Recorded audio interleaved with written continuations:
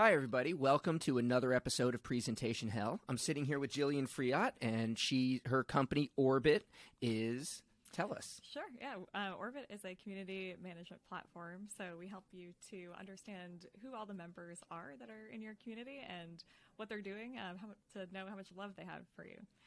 Wow. Do you manage other platforms and see things that are going on about you, or is it focusing on just one and giving the data?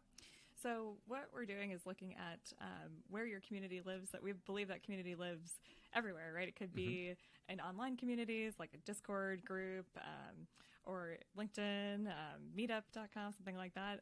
Or it could also be in person. You may have we're at a conference now, right? We could be at an in-person event as well. So for you as a product, you might want to understand who all those people are that are engaging with you, whether it's in an online community or in person at an event.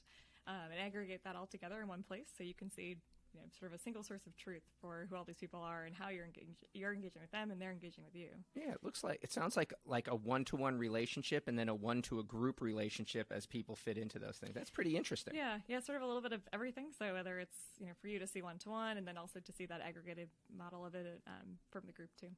So tell me a little bit about what brought you here to this point. What makes you special for making this happen today and bringing it? And, you're a judge here. I understand that. We're at Startup of the Year coming from Embark Collective, by the way. It's a funny journey. It actually all started with ice cream. I like ice cream. I like it. You had me at ice cream. It's my favorite thing. So I've actually had a failed ice cream startup way back in the day, before things like Embark existed, and there was a good system of support for startups, which led me to having a passion for supporting other startups and founders. And I was managing a startup program for a software company, so we were giving our software away to help startups who needed it have access to it. And that led to a startup road trip. Startup road trip, that's cool. Yeah, it was wonderful. There's actually some folks here who were also part of that road trip. And along that journey, I met the co-founder Patrick Woods from Orbit and Josh Zellick, who founded Orbit. So I met them on that journey, but we were on kind of different paths at the time, and I joined their team to help in this. So we all sort of believe in the power of community and how that can help other people. So so I have a lot of passion for what they were creating. So as a startup and understanding something at the beginning when no one knows what it is and you're bringing a new idea to the group that you want to convince that it's real, you want them to back you, you want them to join your lead and come together. What are some of the presentation components that you like to see or you've implemented that helped you win your audience over? Great question. I think that it does come back to storytelling, seeing how they can convey their story, and being able to explain that in a really concise way is huge. Getting their problem across really clearly, proving that it is a big problem to solve and a problem worth solving, that they have a clear solution for it, and that there's a category around it. So thinking kind of an idea of category definition, that that there's somebody who can sort of carve this path for a new category and a new problem to be solved. So, just to recap what you said, storytelling, the ability to communicate what's going on, to grab another human being's attention, bring them in, and let it go through there. Secondly, you like the logic and data to reinforce it, right? So that you show that you've done your homework. Exactly. And then thirdly, you want to know that person is running towards the horizon and has a reason and a purpose and a direction. Yes. Yeah. You know how similar that is? I hear that over and over again. Yeah. It was a great recipe for a good pitch and getting some investor eyes. Yeah. Can you tell me a pitch or a presentation you've done that was horrible, that you fell on your face, that you turned red and ran out the door, your stomach flipped over and you couldn't handle it? I don't know. Give me, or you've seen someone that did it. Tell us a story. I back in my days of ice cream manufacturing, I was when I had my failed ice cream startup. My first pitch to It's not failed. It was learning. It It's was- no oh, different than college, and it's it true. costs less than college, and you probably learned more. Yeah, it's true. I say it failed lovingly. It was an amazing learning experience. The first pitch I ever did was to a restaurant, and I was so nervous that I think I probably found whatever I could online, Googling, how do I pitch this idea, and I kind of was like cold knocking on doors at restaurants trying to find who might be the buyer of my ice cream there.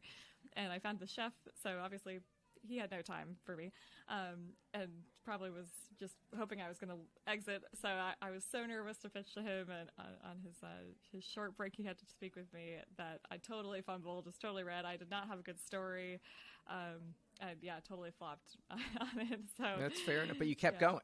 I did. I kept going. I eventually pitched at other competitions, and it turned around when I did have the story come into play. And I had pitched to the president of the university I was at, and when I told the story actually of why I was doing the startup, they, upon reflection and after the pitch, they said, that was the part that really stuck with us, and that was what gave us. It was the story. It was the story. Yeah. It comes back to that. I find that people. How should I say? I shouldn't say people in general, but when we do a presentation, we look to the slides as a crutch, and we just try to put the information out there as opposed to looking at the slides as a journey, as an arc. Like if each presentation's a story and each slide's a scene, wouldn't you want to know every component of that scene? Wouldn't you want to know how I leave you feeling at the end? Do you feel concerned that the ice cream's going to melt because your freezer isn't right? Or are you going to feel confident because you've got ice cars coming out and making it work?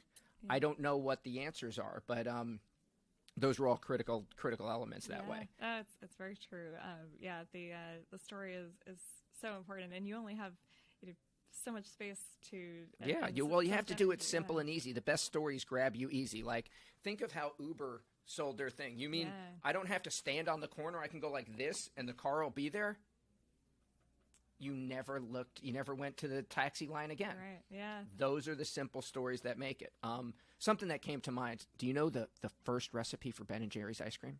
You know that story? I do. It's a great story. I mean, why they have large sort of like chunks of chocolate chips and things like that too in the ice cream. And it got there, but they started, from what I understand, they went to the Library of Congress and got the recipe for vanilla ice cream that was written by Thomas Jefferson. They used that 5-ingredient ice cream. I think it's like vanilla, milk, sugar, and that was their first flavor. Yeah. Wow. Yeah. But the simplicity of it is just incredible. That's public knowledge. Yeah. That's ice cream. It's and it's simple and straightforward. And then they took it but they turned it into a story. Right. What they say? They say we're going to help the world and clean the planet, and we're social movers, and they were head of the movement and everything. That's fine, but they turned it into a story. Yeah, and that's where now I take my ice cream journey, and that's part of the story that resonated with me when I was talking with the co-founders of Orbit, Patrick and Josh, about the sort of the vision they had for community, how that plays a part in an organization, and that it's you can think of it like an ice cream cone, and like that's and that's a story it gives a visual. And that's an important part. Let's kind of go into that a little bit. When you say it's like an ice cream cone, the first thing I thought was the visual of the funnel. Exactly. Now, in MBA world, the sales funnel is so important.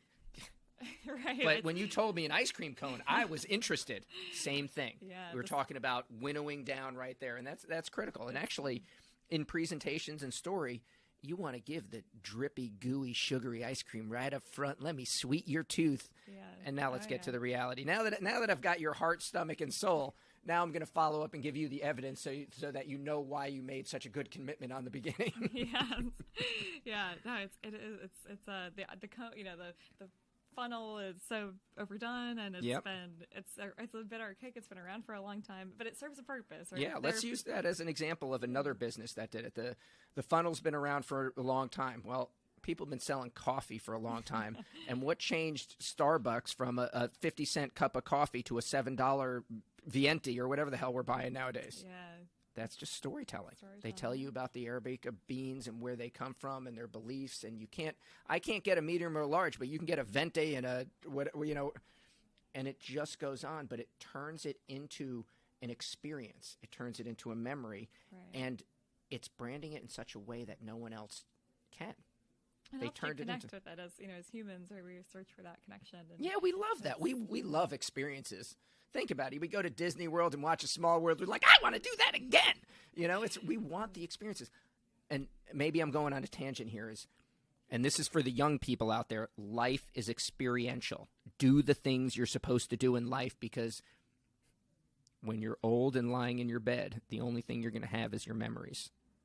And if your memories are regrets for things that you didn't do, it's not going to be a fun sit. But if you did what the opportunities were in your life, when you're lying in bed and close your eyes, you will have memories that'll bring you back over and over again. Your heart will fill with joy, and the rest of the years will be okay. It's so, yeah, I love that. Actually, that's a very similar. I say this to myself almost every day, that your life can be measured in the experiences you have and the memories you have. And that is, why a lot of what drives me every day is how do we help people have more of those experiences and memories that are meaningful. And I think something that will stick with you forever. Wow, that's wonderful. Jillian, you're wonderful. Thank you for coming here today. Thank So you, why don't you James. just take a moment, tell the crowd how they can reach out to you, what you can do for them, and be straight up, and that'll be beautiful. Yeah. I'm happy to talk with anybody who's looking to build a community, or if you have a community and you're trying to understand what you can do to bring more value to your community, or to understand how much love people have for it. I'm happy to talk, or ice cream. Anytime somebody wants to talk ice cream. And where can they find you? You can find me at my first name, which is Jillian, with a J, Jillian, at orbit.love, LOVE. Orbit.love? That's Orbit.love, beautiful. Yeah, That's beautiful. We're all about love. Oh, that's so cute. Orbit.love, or Jillian Friot, Friot, on LinkedIn or Twitter. So I've kind of a unique name, so I think I'm the only one out there with it. Well, good. That's in today's day and age, that's really important, because like if your name was, Susie Jones, I'd be like, oh God, we're never going to find her. No, you'll find me. All right. Thank you for coming here today. Of course. Thank This you for was having really me. nice discussion, and we look for a good future for Orbit.love. Thank And you. that's really good. Yeah, and hopefully we will out of presentation hell, thanks to That's right. people So like thank you for coming here to Presentation Hell. We're broadcasting from Embark Collective during Startup of the Year 2022. Thank you, guys.